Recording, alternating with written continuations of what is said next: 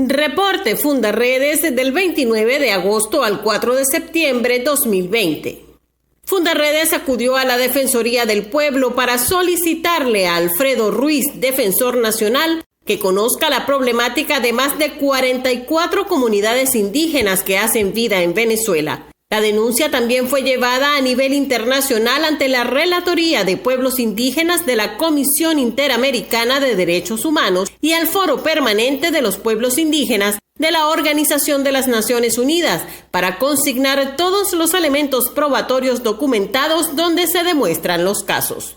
Fundaredes denunció ante instancias regionales y nacionales los más recientes avances de grupos armados irregulares con la ocupación de fincas y propiedades privadas en varios estados del país, además de las amenazas hechas a la población de San José de Bolívar, municipio Francisco de Miranda del estado Táchira, por hombres fuertemente armados que arribaron a ese centro urbano. La Oficina de la Alta Comisionada de las Naciones Unidas para los Derechos Humanos informó que hubo una aplicación discrecional del estado de emergencia por parte de militares, fuerzas del orden y autoridades locales. La oficina documentó además que los colectivos intimidan y atacan a opositores políticos, manifestantes y periodistas antes y durante la pandemia y controlan el cumplimiento de las medidas de confinamiento en zonas populares. Igualmente, organizaciones locales han documentado que agentes de las fuerzas de seguridad detuvieron en forma arbitraria a quienes no usaban mascarillas o estaban reunidos en grupos en la calle y que los colectivos han golpeado y torturado a civiles presuntamente por haber incumplido medidas de cuarentena. Fundaredes documenta a diario las vulneraciones de derechos humanos que ocurren en Venezuela durante la pandemia por la COVID-19. En medio de la emergencia humanitaria compleja que atraviesa el país, los enfermos renales, oncológicos y con diversas patologías degenerativas o crónicas ven amenazada su vida por la imposibilidad de abastecerse de combustible y la falta de transporte público, lo que les impide movilizarse periódicamente hasta los centros de salud para recibir sus tratamientos.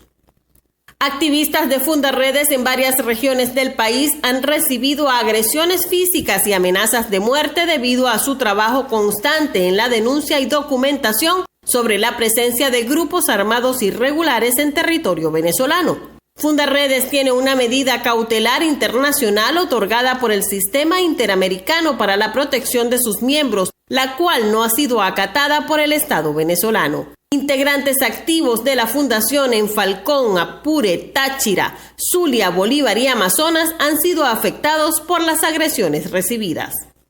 En Apure, denuncian que funcionarios públicos, efectivos policiales y de la Guardia Nacional estarían implicados en el contrabando de urea y otras sustancias que serían vendidas a grupos armados irregulares de origen colombiano para el procesamiento de pasta base de cocaína, por cuanto han proliferado los laboratorios instalados para este fin por el ELN en la zona de San Camilo, mientras el Alto y Bajo Apure estarían bajo el dominio de las FARC.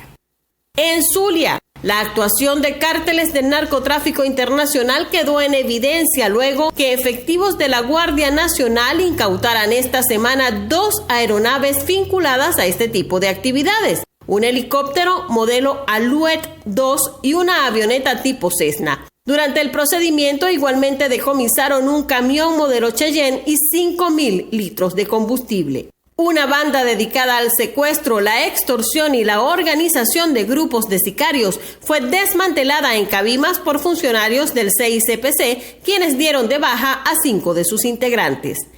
En Bolívar, tras un enfrentamiento entre la Guardia Nacional y un grupo armado irregular en el sector El Perú de El Callao, que dejó como saldo un uniformado y 5 antisociales fallecidos, fueron incautados un fusil AK-103, 2 fusiles M16, un fusil R-15, 2 granadas antipersonales para fusil automático liviano, municiones y cargadores. También en Bolívar, la cuenca del río Caura está tomada por mineros ilegales y grupos guerrilleros vinculados con el ELN y las FARC, quienes custodian las embarcaciones en construcción para la explotación minera en dragas. Los habitantes de la zona exigen al Estado venezolano garantizar la vida, los derechos de los ciudadanos y preservar los territorios ancestrales de las comunidades indígenas que allí habitan.